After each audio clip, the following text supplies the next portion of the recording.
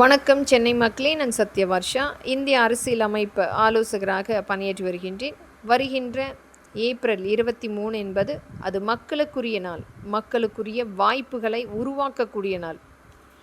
யார் ஒருவர் நமக்காக நின்று களத்தில் உழைத்து கொண்டிருக்கின்றார், யார் வந்தால் முழுமையாக ஆட்சி மாற்றத்துக்குரிய நம்மளுடைய வாழ்வாதாரத்தை மீட்டெடுக்க முடியும், எந்த கட்சி முழுமையாக கடந்த காலகட்டங்களில் நமக்காக துணை நின்றது, நம்மளுடைய மக்களுக்குரிய வாழ்வாதாரத்தை மீட்டெடுத்து நமக்குரிய கட்சியாக யார் நின்றார்கள் என்று மக்கள் கண்டிப்பாக தீர்மானிக்க வேண்டிய ஒரு மிகப்பெரிய நாள். ஒரு அதிகபட்சமான 12 லட்சம் கோடி நம் ஒவ்வொரு மக்களுடைய தலையில் ஒரு மிகப்பெரிய ஒரு கடன் சுமை காத்து கொண்டிருக்கின்றது. அதிகபட்சமாக இன்னும் நம்மளுடைய வரிகளை ஏற்றக்கூடிய சூழ்நிலை ஒவ்வொரு இடத்திலுமே இது மிகப்பெரிய ஒரு ஆபத்தான ஒரு சூழ்நிலை. மக்கள் இன்றைக்கு அடுத்த கட்டத்துக்கு தள்ளக்கூடிய ஒரு ஆபத்தான விலைவாசிகள் ஏறக்கூடிய சூழ்நிலை. இந்த கடந்த 5 ஆண்டுகளில் பெறப்பட்ட ஒரு அதிகபட்சமான கடன் தொகை, ஈடுகட்ட முடியாத ஒரு கடன் தொகை. இந்த காலகட்டத்தில் எந்த ஆட்சி அமைப்பு வந்தால் நமக்குரிய ஆட்சி, நம்மளுடைய மக்களுக்குரிய விலைவாசிகளை குறைத்து மக்களுக்குரிய வாய்ப்புகளை உருவாக்கக்கூடிய எந்த கட்சி என்று மக்கள் தீர்மானிக்க வேண்டும். வெறும் பேச்சளவில் இன்றைக்கு எண்ணற்ற கட்சிகள் விளம்பரப்படுத்தி கொண்டிருக்கின்றார்கள்.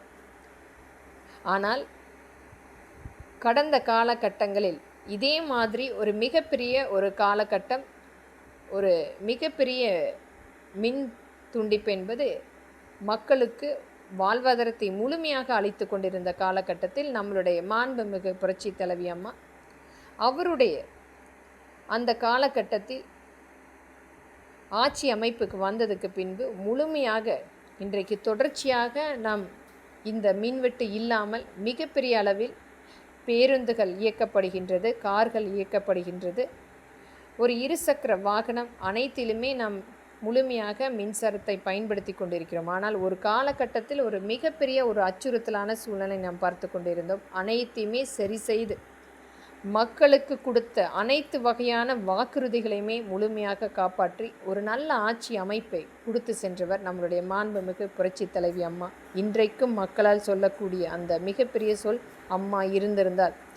அவரால் உருவாக்கப்பட்ட நம்மளுடைய தொண்டர்கள் இன்றைக்கு களத்தில் மிகப்பெரிய அளவில் மக்களுக்குரிய திட்டங்களை கொண்டு வந்து அனைத்து வகையான இன்றைக்கு இருக்கின்ற அந்த கடன் சுமையை முழுமையாக குறைக்க வேண்டும்.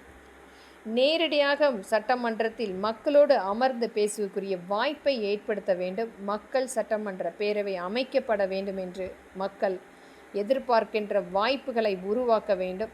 மக்களோடு சேர்ந்து நின்று மக்களுக்குரிய வாய்ப்புகள், அரசாங்கத்துக்குரிய வருமானம் அனைத்துமே ஈட்ட வேண்டும். எந்த விதத்திலுமே அதிகபட்சமான வரியை எடுக்காமல் இதை அனைத்துமே நிர்ணயம் செய்யக்கூடிய ஆட்சி அமைப்பு என்பது அனைத்து இந்திய அண்ணா திராவிட முன்னேற்ற கழகம்தான்.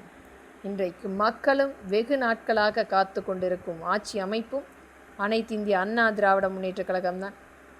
மக்களுக்குரிய பாதுகாப்பு என்பது இன்றைக்கு தமிழ்நாட்டில் குழந்தைகளுக்கும் பெண்களுக்கும் அச்சுறுத்தக்கூடிய வாழ்வாதாரத்தை ஏற்படுத்தி கொண்டிருக்கிறது.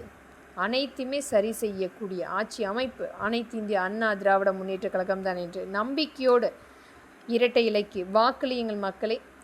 மற்றும் நம்மளுடைய கூட்டணி கட்சிக்கும் நம்பிக்கை கண்டிப்பாக உங்களுக்குரிய அந்த மக்கள் சட்டமன்ற பேரவை அமர்ந்து நம்மளுடைய மாண்புமிகு எடப்பாடியோடைய நேரடி தலைமையில் பேசக்கூடிய வாய்ப்புகள் கண்டிப்பாக வந்து கொடுக்கப்படும்.